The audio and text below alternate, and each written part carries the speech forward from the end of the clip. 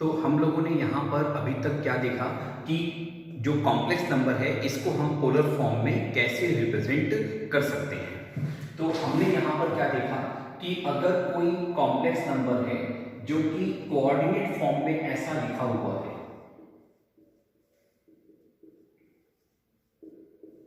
Coordinate form में ऐसे लिखा हुआ है, तो हम इसी को ही पोलर फॉर्म में कैसे लिखेंगे, z is equals to r bracket open cos theta plus iota sine theta, इस फॉर्मेट में लिखेंगे। यहां पर इसमें r कैसे फाइंड होगा, तो हमने ये r क्या है, this is your modulus of a complex number. r है क्या, modulus of a complex number, यानी r फाइंड कैसे होगा, तो इसके लिए हमने कहा था कि ये आएगा under root of x square plus y square. अब ये जो थीटा है ये कैसे आएगा, तो ये दोनों जो थीटा है ये सेम है, इसको हम लोग बोलते हैं argument, argument of a complex number. इस थीटा को हम लोग क्या बोल रहे हैं, argument of a complex number. तो ध्यान दें कि हम लोग इस थीटा को क्या बोल रहे हैं, argument of a complex number. तो यहाँ पे जो पोलर फॉर्म है इसमें दो चीजें आपको जरूरत है, एक r की और दूसरा थीटा की। थीटा को ही हमने क्या कहा है, argument of a complex number. ये जो थीटा है इसकी वैल्यू 0 से लेकर के 2 पाई के बीच में हो।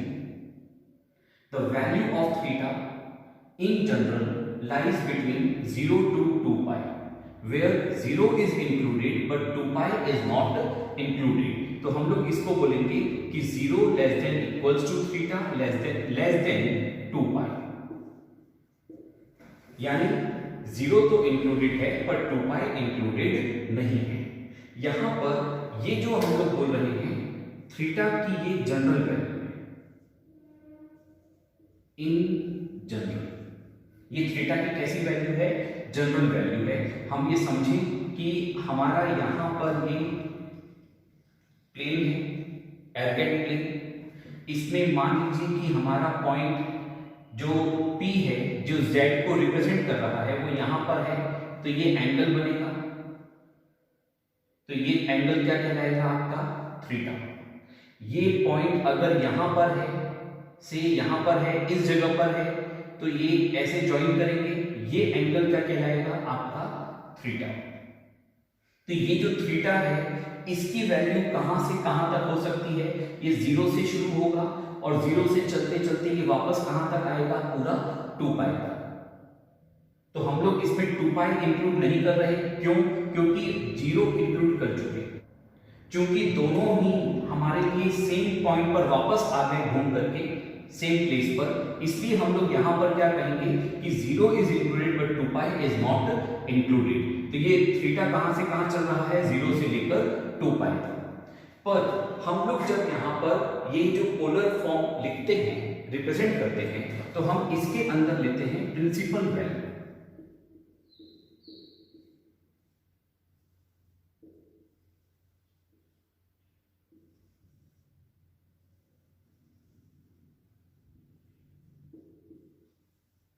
Principal value of argument of a complex number.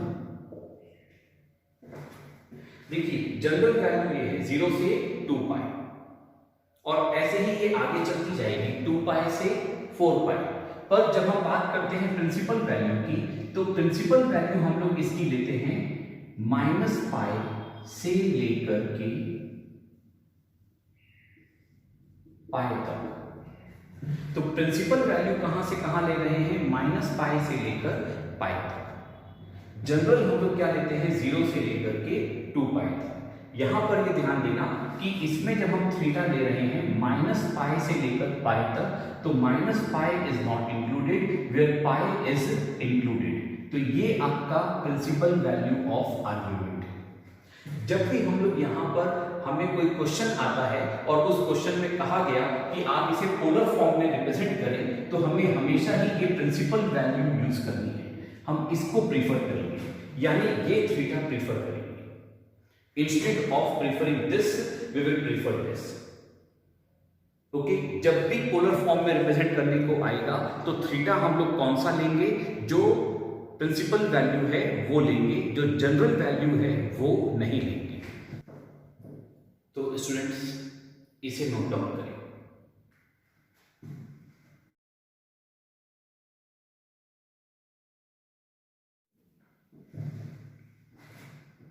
तो हम लोग इसमें पोलर रिप्रेजेंटेशन के अंदर क्वेश्चंस देखें, उससे पहले हम लोग यहाँ पर बात करते हैं रिगार्डिंग कि ये जो प्रिंसिपल वैल्यू ऑफ आर्ग्यूमेंट है, यानी जो थीटा है, इसकी जो वैल्यू -π से लेकर π तक आएगी, ये फाइंड कैसे की जाएगी। इसके लिए हम लोग एग्जाम्पल लेते हैं। एक एग्जाम्पल के थ्रू मैं आपको ये पूरा एक्सप्लेन करूँगा। तो हम लोग एग्जाम्पल लेते हैं कि let z is equals to है 1 प्लस आयोटा रूट 3। अगर हमारे पास ये वैल्यूज हैं तो हम लोग यहाँ से अब क्या ये कह सकते हैं कि ये हमारा कोऑर्डिनेट फॉर्म है।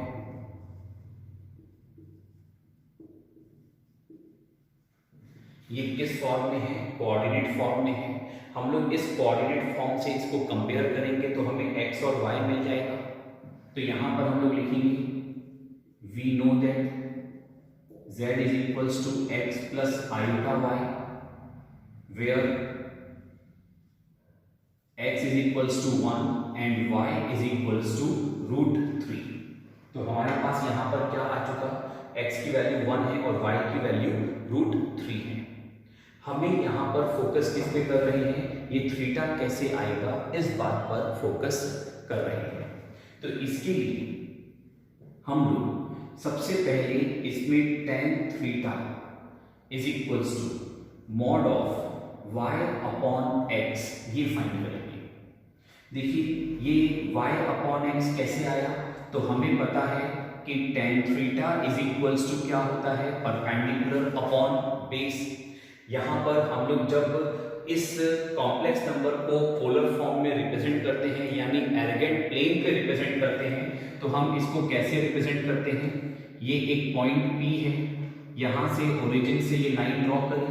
ये पॉइंट P किसको रिप्रेजेंट कर रहा है, कॉम्प्लेक्स नंबर Z को रिप्रेजेंट करेगा। यहाँ से हमने एक परपेंडिकुलर ड्रॉ किया और ये जो परपेंडिकुलर ड्रॉ किया इसी को हम लोग क्या बोलते हैं, हमारा परपेंडिकुलर, और यही परपेंडिकुलर क्या है, y। और ये जो आपका बेस है, इसको बेस को देखिए, ये बेस क्या है, x। तो perpendicular upon base is equals to ये क्या आया, y अपॉन x। ये मॉड क्यों लगाया गया, तो राइट नाउ हमने मॉड इसलिए लगाया है कि ये अगर x नेगेटिव भी है या y नेगेटिव भी है तो भी हम उनकी यहां पर सिर्फ पॉजिटिव वैल्यू लेंगे right now. Okay, only we will consider the positive value. इससे क्या होगा, इससे यहां पर हमें थीटा मिलेगा, वो भी फर्स्ट क्वाड्रेंट में। कौन से क्वाड्रेंट में मिलेगा थीटा, हमें फर्स्ट क्वाड्रेंट में। इस क्वाड्रेंट का हमें एंगल मिल जाएगा, हमें एक अक्यूट एंगल मिलेगा। क्योंकि हम दोनों की ही सिर्फ पॉजिटिव वैल्यू कंसीडर कर रहे हैं, तो हमें यहां पर जो एंगल मिलेगा वो कौन सा मिलेगा, अक्यूट एंगल मिलेगा। तो यानी फर्स्ट क्वाड्रेंट का एंगल मिलेगा। अब देखो मैं यहां पर इसको सॉल्व करता हूं। tan theta is equals to mod of y upon x।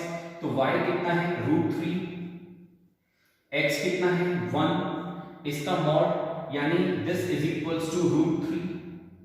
तो हम लोग क्या लिख सकते हैं, tan theta is equals to tan π/3। tan 60 degree कितना होता है, √3, यानी tan π/3। और tan π/3 इसको हम लोग यहां पर क्या कहेंगे, थीटा इज इक्वल्स टू हमारे पास क्या आ चुका है, π/3। तो ध्यान दें ये tan π/3 का मतलब क्या है आपका, ये कितना है tan 60 डिग्री। 60 डिग्री को ही हमने क्या लिखा है, π/3, और ये थीटा इज इक्वल्स टू क्या आ गया, π/3। ओके, यहां पर इसमें हम लोग tan theta is equals to √3 ये फाइंड कर चुके। इसमें थीटा कितना आ रहा है, पाई बाई 3, पाई बाई 3 आ रहा है, मतलब कि इस फर्स्ट क्वाड्रेंट में है। मान लेते हैं ये एंगल है हमारा पाई बाई 3। ठीक, अब हम लोग ये देखेंगे कि यहां पर ये x पॉजिटिव है या नेगेटिव है।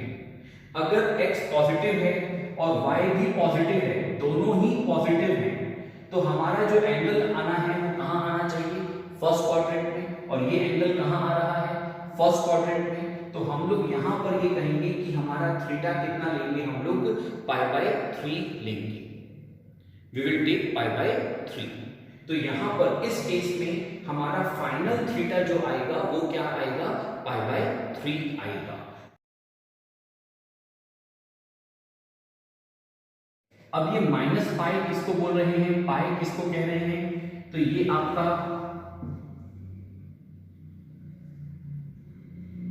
प्लेन। इस प्लेन पर हम लोग फर्स्ट 2 क्वाड्रेंट के लिए, फर्स्ट क्वाड्रेंट और सेकंड क्वाड्रेंट, फर्स्ट क्वाड्रेंट और सेकंड क्वाड्रेंट के लिए थीटा लेंगे इस डायरेक्शन में, यानी एंटी क्लॉकवाइज लेंगे। ध्यान से सुने, हम लोग प्रिंसिपल वैल्यू ऑफ आर्गुमेंट के लिए, यानी थीटा की प्रिंसिपल वैल्यू के लिए फर्स्ट 2 क्वाड्रेंट में एंगल कैसे लेंगे, एंटी क्लॉकवाइज। और थर्ड एंड फोर्थ क्वाड्रेंट के लिए हम लोग थीटा लेंगे क्लॉकवाइज, ऐसे लेंगे इन दिस मैनर। ओके, तो फिर से सुनिए, फर्स्ट 2 क्वाड्रेंट के लिए एंटी क्लॉकवाइज और थर्ड एंड फोर्थ क्वाड्रेंट के लिए क्लॉकवाइज हम लोग यहां पर थीटा लेंगे। आप पहले इसको इतना नोट करें, इसके बाद हम इसमें आगे बढ़ते हैं।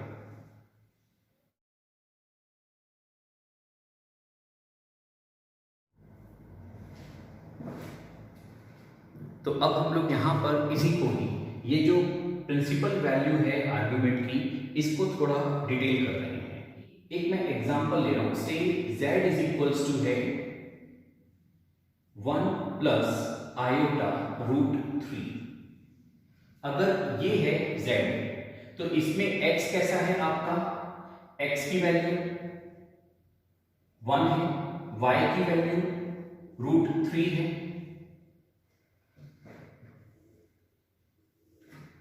x की वैल्यू कितनी है, 1 है, y की वैल्यू रूट 3 है। आप यहां पर r फाइंड कर सकते हैं। r कैसे आएगा, तो फॉर्मूला हमें पता है r का, under root of x square plus y square. ये सॉल्व करेंगे तो ये आ जाएगा 2। क्यों, 1 प्लस 3, 4 का रूट 2। तो r हमारे पास कितना आ चुका, 2। कैसे आया, समझ में आ रहा है क्या, x की वैल्यू क्या रखेंगे, 1। देखिए r कैसे आएगा, तो मैं यहां पर x की जगह पे रखूंगा 1 का स्क्वायर, फिर y कितना है, रूट 3 का स्क्वायर यानी 3। भाई स्क्वायर से रूट कैंसिल हो जाएगा तो 3, तो यहां पर आएगा 1 स्क्वायर मतलब 1, और ये 1 प्लस 3 करेंगे तो 4 का रूट करेंगे तो अंडर रूट ऑफ 4, इसको सॉल्व करूंगा तो क्या आ जाएगा 2। तो r कितना आ चुका है, 2। अब यहां पर थीटा क्या आएगा, तो ये थीटा आपका यहां पर आएगा फर्स्ट क्वाड्रेंट में। इसमें थीटा कहां आएगा आपका, फर्स्ट क्वाड्रेंट में।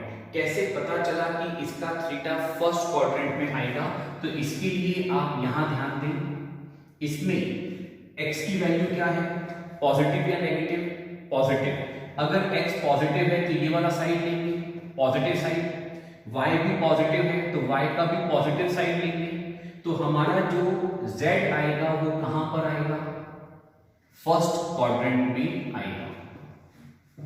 z कहां आएगा हमारा, फर्स्ट क्वाड्रेंट में आएगा।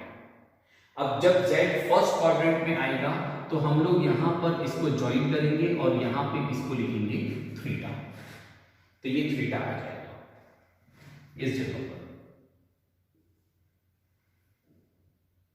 अब हम लोग यहां पर देखते हैं कि अगर z is equals to -1 plus iota root 3, ये वैल्यू है। अब ये वैल्यू है तो हम लोग इसके लिए कैसे वर्कआउट करेंगे? तो इससे पहले मैं इसके लिए यहां पर थीटा फाइंड कर लूं। ये थीटा मेरा कितना आएगा, तो इसको फाइंड करने का तरीका थोड़ा सा ध्यान से सुनना, कैसे मैं इसको फाइंड करूंगा। इसको थीटा को फाइंड करने के लिए हम लोग यहां पर लिखेंगे tan theta is equals to mod of y upon x। ये y अपॉन x क्यों आया? तो आप ये देखें कि आपका अगर z यहां पर है तो हम लोग इससे एक परपेंडिकुलर ड्रॉ करेंगे, तो ये आएगा y, this is your x, ये आपका एंगल थीटा। तो tan theta is equals to होता है, हमें मालूम है tan theta is equals to होता है परपेंडिकुलर अपॉन बेस। परपेंडिकुलर क्या है? y, और बेस क्या है? x। तो tan theta is equals to क्या आएगा? y upon x। मॉड क्यों लगाया है? ताकि ये जो थीटा आएगा ये हमारे पास अक्यूट एंगल है, यानी मॉड लगाने पर हमें कौन सा एंगल मिलेगा? अक्यूट एंगल मिलेगा। इसका मतलब है मॉड लगाने पर हम लोग जब भी यहां पर सॉल्व करेंगे तो हमें कौन सा एंगल मिलेगा? जो फर्स्ट क्वाड्रेंट में है वो मिलेगा। तो हमारा पहला टारगेट क्या था कि हम लोग इसमें थीटा पता करें, कौन से क्वाड्रेंट का? फर्स्ट क्वाड्रेंट का पता करेंगे। तो यहां पर मैं इसमें वैल्यू रख दूंगा।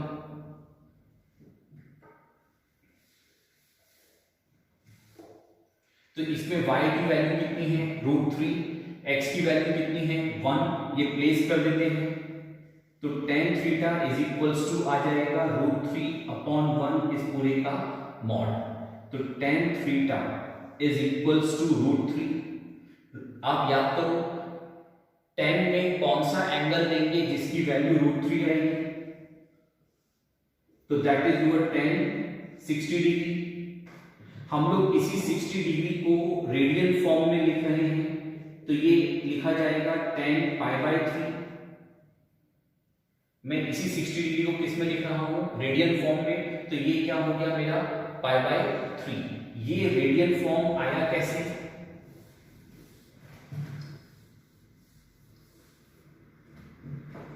तो ना रिलेशनशिप याद रखेंगे रेडियन फॉर्म के लिए कि यहां पर relationship between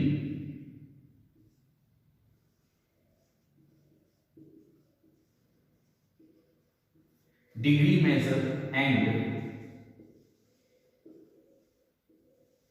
radian measure. Actual में ये जो आपके चैप्टर 3 है उसमें ट्रिग्नोमेट्री में हमारे पास ये टॉपिक आएगा, पर अभी हम लोग एक बार इसको यहां पर समझते हैं कि डिग्री मेजर और रेडियन मेजर में रिलेशनशिप क्या है। डिग्री मेजर में और रेडियन मेजर में इसकी रिलेशनशिप होती है 180 degree is equals to pi. 180 degree is equals to pi, ये रिलेशनशिप होती है। ये रिलेशनशिप आई कैसे? तो यहां पर ये जो आपका एंगल होता है, ये टोटल एंगल हम लोग डिग्री मेजर में मानते हैं कि ये 360 डिग्री है, और यही टोटल एंगल रेडियन मेजर में हम लोग ये मानते हैं कि ये कितना है? 2 पाई है। तो रेडियन मेजर में ये टोटल एंगल कितना है? 2 पाई, और डिग्री में कितना है? 360। तो इसको सॉल्व कर लिया तो यहां पर आ जाएगा 180 डिग्री इज इक्वल्स टू पाई। अब यहां पर आपको 60 डिग्री को रेडियन में कन्वर्ट करना है, तो 180 डिग्री इज इक्वल्स टू पाई है, तो यहां से 1 डिग्री इज इक्वल्स टू क्या आएगा? Pi by 180। अब यहां पर हम लोग इसमें 60 डिग्री फाइंड करना चाहते हैं, तो इसका मतलब है मैं इसको कितने से मल्टीप्लाई कर दूंगा? 60 से। तो 61 जा और 63 जा, तो ये आपस में सॉल्व हो जाएंगे। क्या बचेगा? पाई बाय 3। तो ये एंगल आ गया पाई बाय 3। तो यहां पे हमने क्या करा? ये जो √3 है इसको हमने लिखा tan 60 डिग्री, और 60 डिग्री को क्या लिखा हमने? पाई बाय 3, यानी tan पाई बाय 3। यहां से हम लोग ये कहेंगे कि हमारे पास थीटा क्या आ रहा है? पाई बाय 3। ये जो थीटा आ रहा है ये अभी फाइनल थीटा है या नहीं ये डिसाइड करेंगे।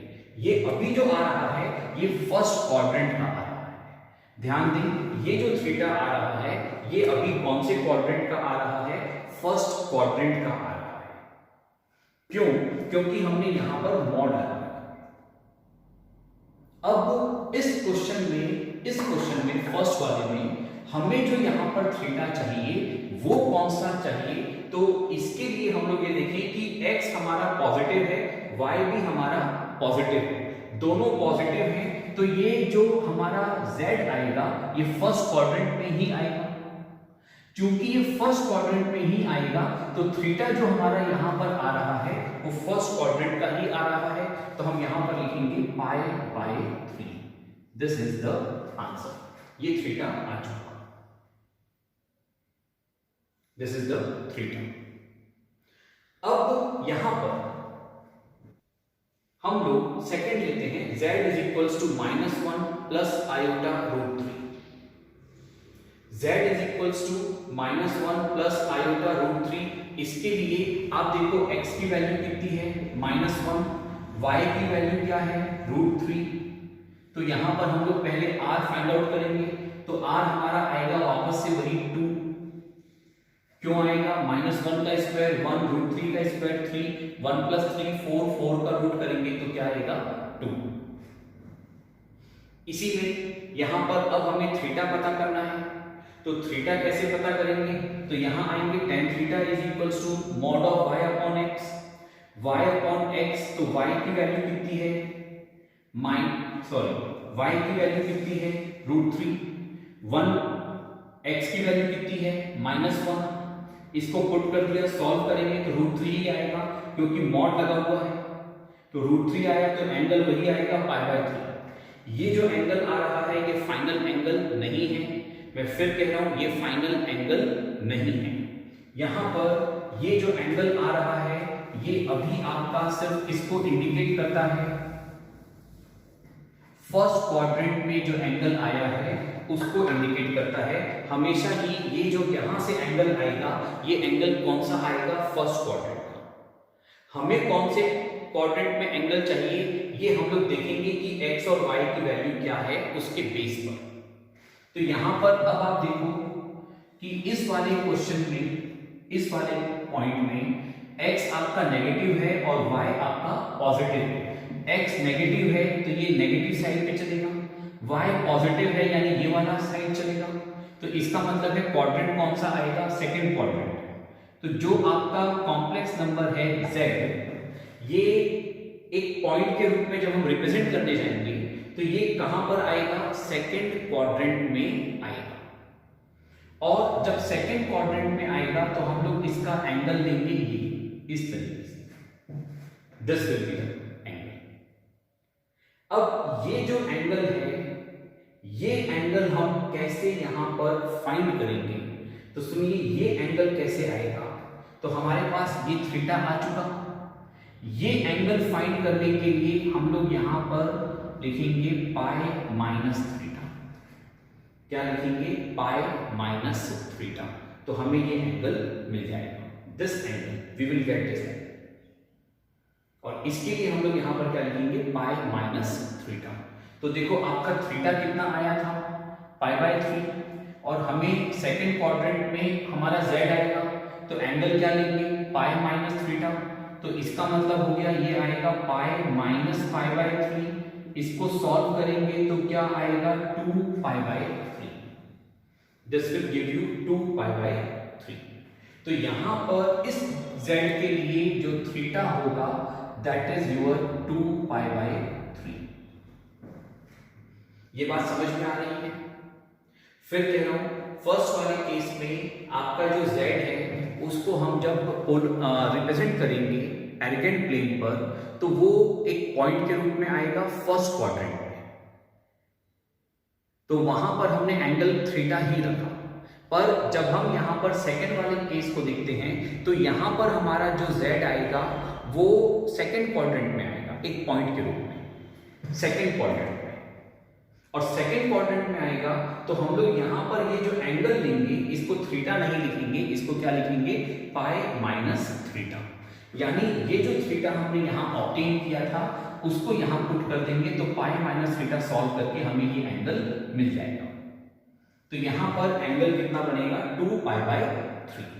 ऐसे ही हम लोग यहां पर नेक्स्ट केस लेते हैं z इज इक्वल्स टू 1 से -1 माइनस आयोटा √3 ये लेते हैं। तो यहां पर x की वैल्यू कितनी है -1, y की वैल्यू कितनी है -√3। हम इसका r फाइंड करेंगे तो -1 का स्क्वायर 1 -√3 का स्क्वायर 3, इन सबको ऐड करेंगे 4 का रूट करेंगे कितना आएगा 2, यानी r तो वही आ रहा है 2। आप ध्यान दो r सब में सेम आ रहा है। r है क्या लेंथ है, तो r क्या आ रहा है हर बार 2। पर अब एंगल क्या आएगा ये इंपॉर्टेंट है। तो मेजर इशू कहां है, पोलर रिप्रेजेंटेशन के अंदर एंगल को फाइंड करना ये मेजर इशू है। और अब आप ये देखेंगे कि ये एंगल आएगा कैसे। तो यहां पर एंगल कैसे मिलेंगे, तो मैं इसमें रखूंगा y की वैल्यू क्या है -√3, x की वैल्यू -1, सॉल्व करेंगे क्या आएगा √3। अगेन एंगल क्या आएगा आपका π/3। एंगल जो आ रहा है ये फर्स्ट क्वाड्रेंट का एंगल है, यानी दिस वन। अब आपको जो आपका z है वो कौन से क्वाड्रेंट में है ये पता करेंगे। देखो हमें यहां पर एंगल पता करना है इस वाले z के लिए, तो हम पहले ये पता करेंगे कि हमारा ये जो z है ये कौन से क्वाड्रेंट में आ रहा है।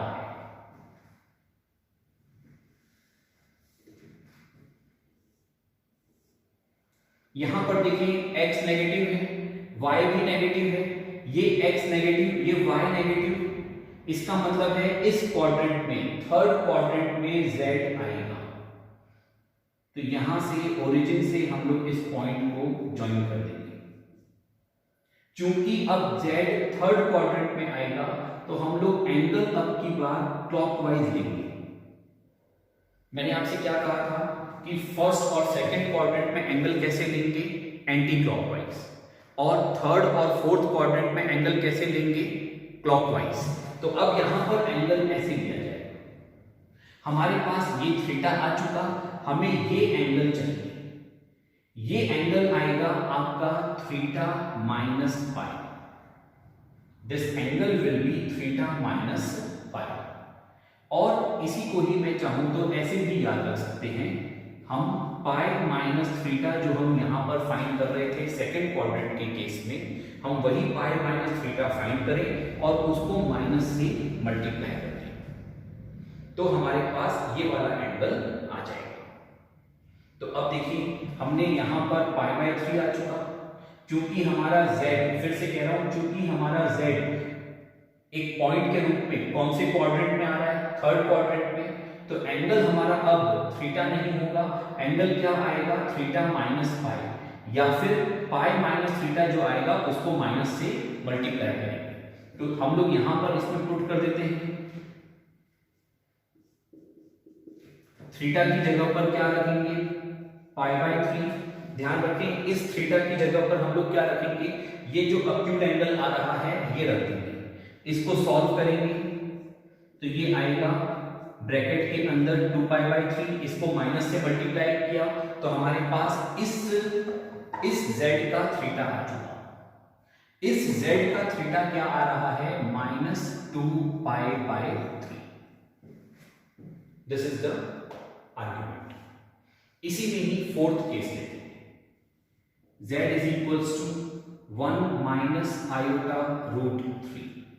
तो x की वैल्यू कितनी है 1, y की वैल्यू -√3, r हमारा वही आएगा 2। अब आप यहां पर देखो कि ये कौन से क्वाड्रेंट में आ रहा है,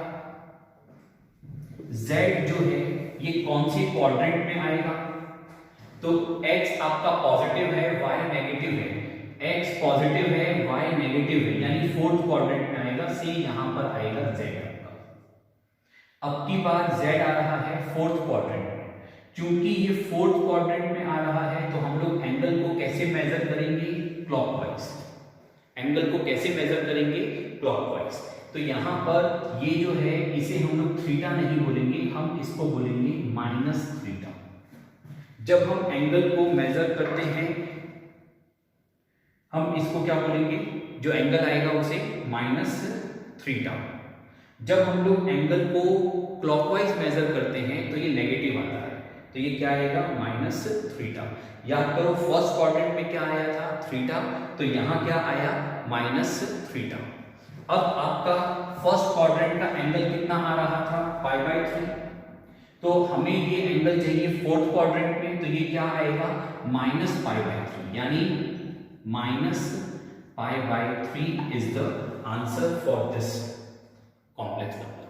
इस कॉम्प्लेक्स नंबर के लिए ये आर्गुमेंट आएगा। तो आप देखो चारों ही केसेस में r तो सेम आएगा, पर थीटा कैसे आएगा ये इंपॉर्टेंट इशू है। अब मैं इस पूरे को कंक्लूड करता हूं कि हमने यहां पर क्या किया। देखिए जब भी हमारे पास कोई कॉम्प्लेक्स नंबर आएगा जिसे हमें पोलर फॉर्म में रिप्रेजेंट करना है, तो हम लोग इसमें सबसे पहले ये देखेंगे कि इसका थीटा क्या आएगा। थीटा फाइंड करने के लिए हम लोग इसमें tan theta is equals to mod of y upon x ये फाइंड करेंगे। इससे हमें एक एंगल मिलेगा, और ये एंगल कौन से क्वाड्रेंट में मिलेगा, फर्स्ट क्वाड्रेंट का एंगल मिलेगा। फिर कह रहा हूं जब हम इससे फाइंड करेंगे तो हमें थीटा कौन सा मिलेगा, फर्स्ट क्वाड्रेंट का। अब हम ये देखेंगे कि हमारा जो कॉम्प्लेक्स नंबर है ये कॉम्प्लेक्स नंबर कौन से क्वाड्रेंट में आ रहा है। अगर ये फर्स्ट क्वाड्रेंट में आता है, ध्यान से सुनना, कॉम्प्लेक्स नंबर हमारा कहां आ रहा है, फर्स्ट क्वाड्रेंट में आ रहा है, तब तो ये थीटा थीटा ही रहेगा। ये थीटा क्या रहेगा, थीटा ही रहेगा। मैं यहां पर एक कॉलम और बनाता हूं जिसमें हम लोग इसको लिख रहे हैं क्वाड्रेंट।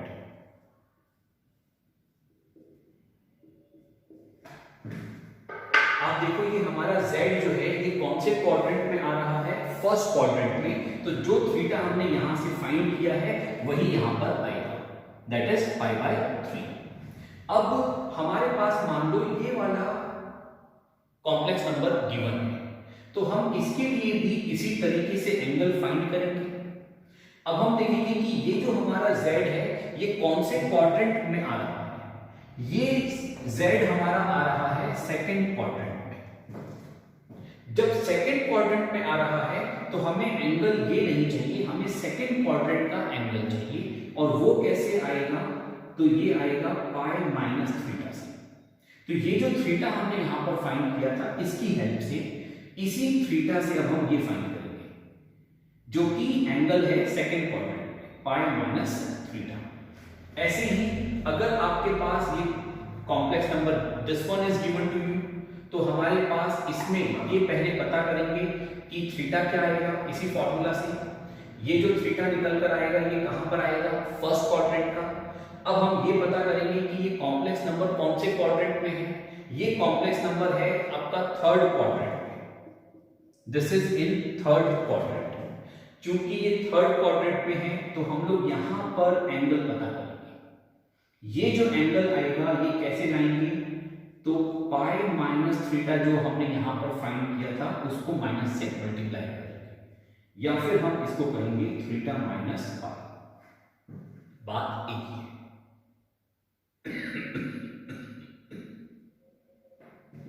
अब यहां पर देखते हैं fourth one, z is equals to this one. Again हम इसके लिए भी पहले तो इसी फॉर्मूला से, इसी कॉन्सेप्ट से थीटा फाइंड करेंगे जो कि कहां आएगा, फर्स्ट क्वाड्रेंट में। फिर हम देखेंगे कि ये जो z है ये कौन से क्वाड्रेंट में है, ये है फोर्थ क्वाड्रेंट में। ये फोर्थ क्वाड्रेंट में है तो हम लोग अब इस फोर्थ क्वाड्रेंट का एंगल पता करेंगे इसके बेस पर। कैसे आएगा, तो दैट इज -θ। तो अब आपको ये चार्ट याद रखना है।